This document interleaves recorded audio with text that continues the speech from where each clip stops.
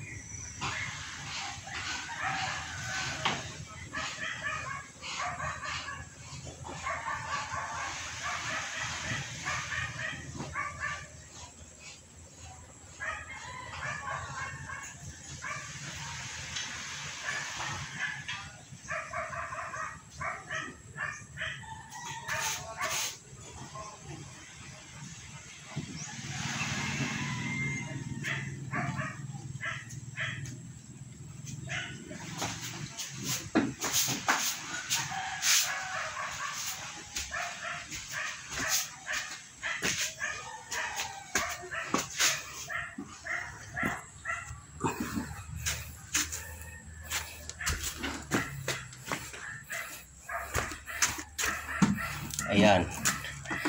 Ito ang resin namin na timplado na. Kanina tinimplahan ko maaga. Ito naman yung roller namin.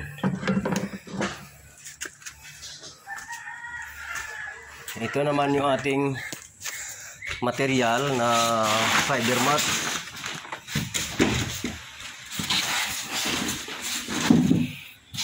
Ang ginagamit nating kapal ng fiber mat ay sukat ng 450. Meron kaming 600 pero hindi namin ginagamit dito.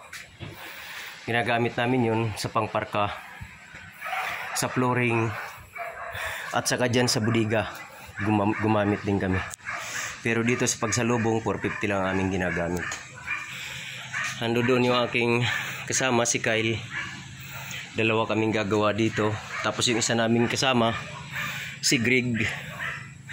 Siya talaga yung kuha namin dito, yung talagang bihasa, gumawa sa bangka.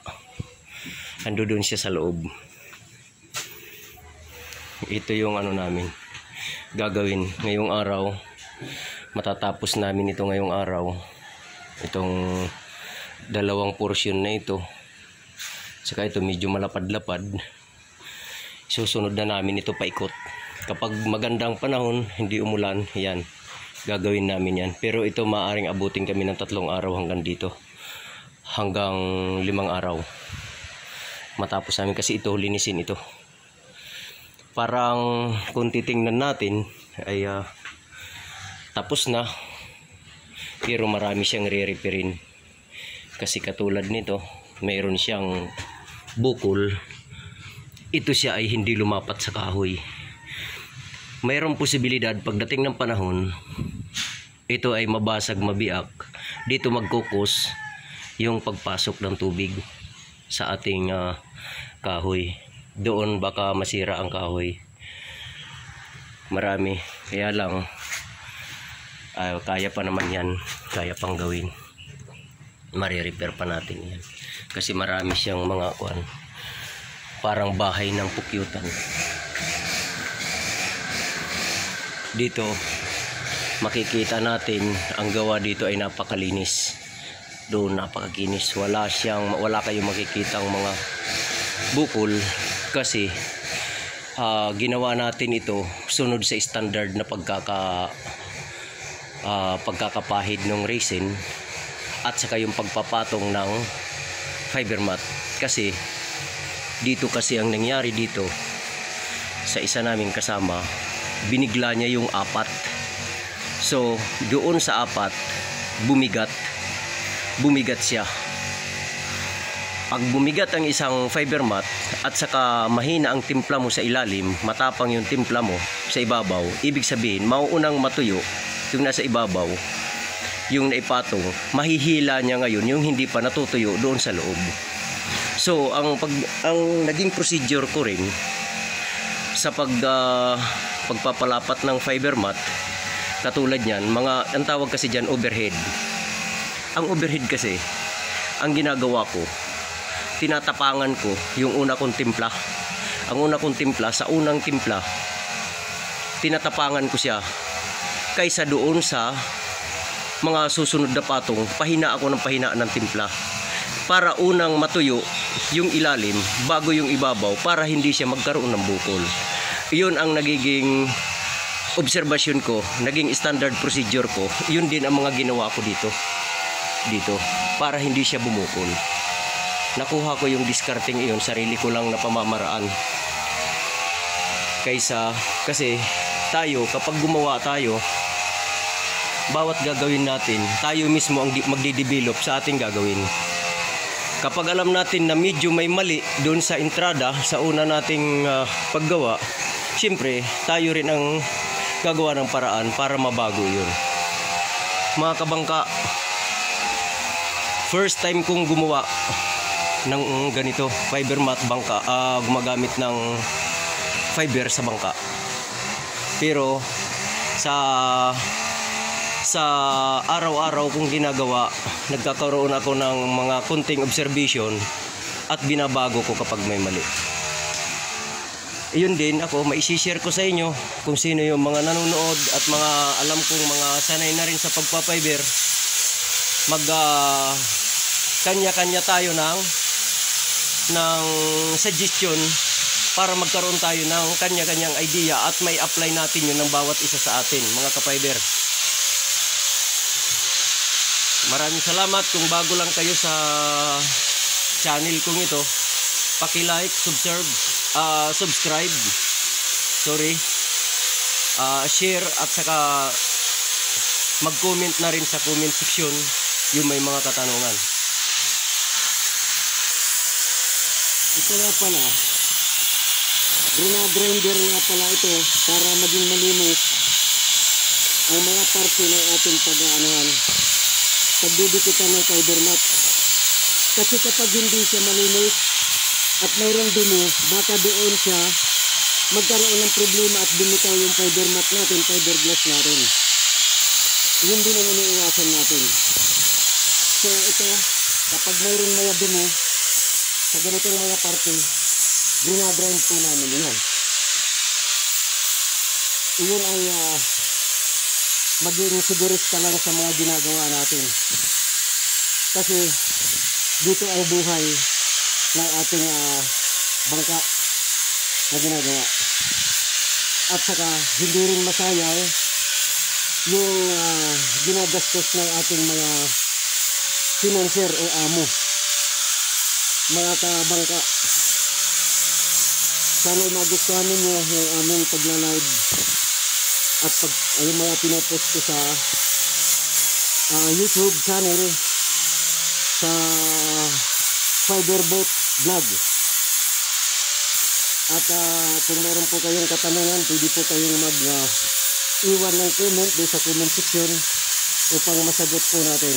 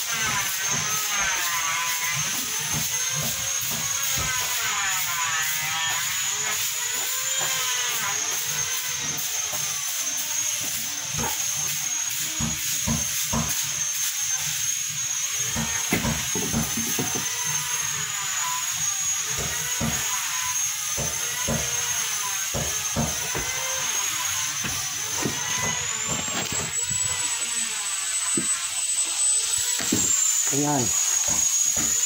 Yung parting ito na nalinis na, so pwede na po natin lapatan yan. Na-grind na siya. Ayan. So pwede na natin lapatan yan. Bali ang kulang pa nito, tatlo-tatlo. Kasi ang ginawa namin sa lubong, itong patong ng fiber mat 450. Ngayon, apat na yan. Nakaka-apat na. Kaya tatlo na lang. Dito kasi, ginawa namin dito 8. Kasi budiga ito.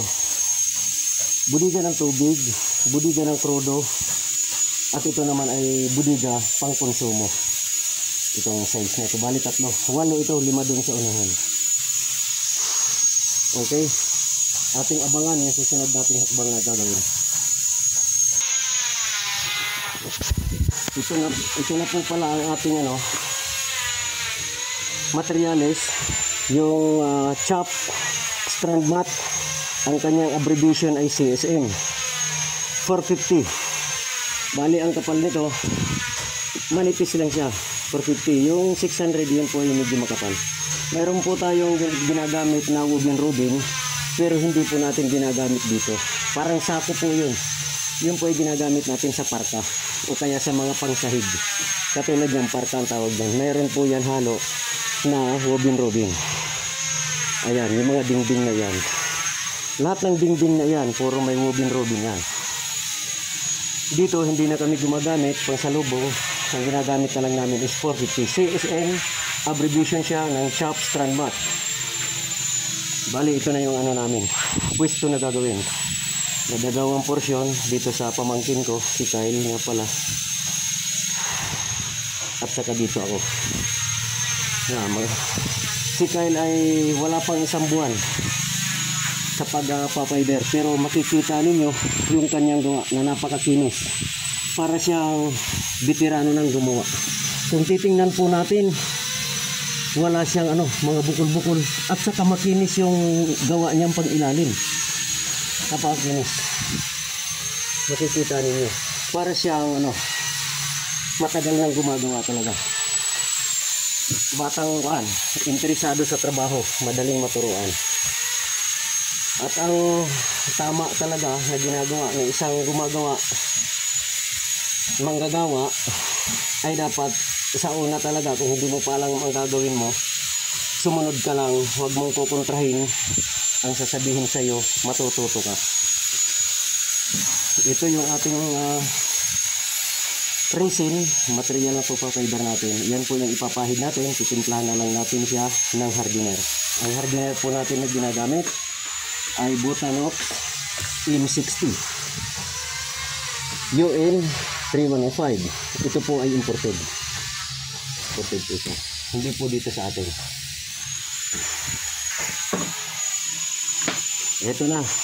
Ito na yung titimplahan ni Kyle. Lalagyan niya na yung resin ng titimplahan niya na ng hardener. Control lang ang paglalagay namin ng hardener kasi baka mamaya hindi pa namin natatapos yung ginagawa namin, tumitigas na. Ayan. Dito siya mag-uumpisa kasi naiwan ito nung Sabado, hindi pa kumpleto. Kumpleto na ba yung Kyle? Yung una? Magdadagdag ka pa. Yan. Ganyan lang kasimple. Pinapahiran mo na sa una bago patungan ng strand mat, chop strand mat, CSM 450.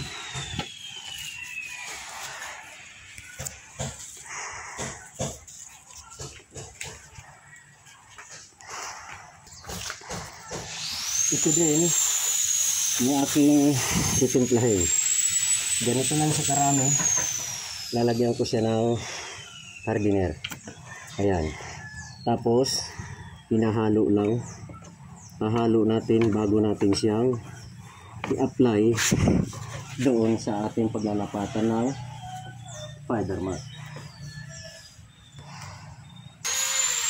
Ito, ayan. Ilalapat na ni Kyle yung kanyang fiber mat doon sa kanyang binasa ng resin. Pinaunahan lang siya ng resin. bago ilalatag at saka papahiran. Ayan. Ito rin sa ating gagawin, ito yun. Ayan. Binabasa lang namin ito. At saka para dumikit yung fiber mat.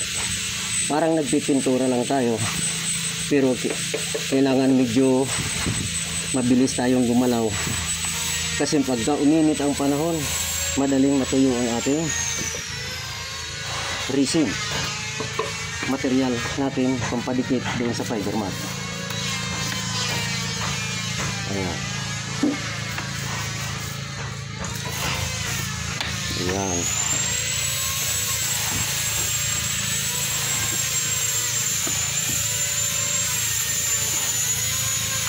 Ulitin ko, fiber mat CSM 450 ang ating ginagamit dito. Ayan. So, hanggang dito na lang mga kabangka. Maraming salamat sa inyong pagsuporta at panonood. Shout out nga pala sa mga kaibigan ko sa San Jose del Monte, Bulacan, mga pamilya ko doon sa Haro, Leyte. Pamilya namin ng pamangkin ko doon sa Haro, Leyte. Shout out nga pala sa inyo.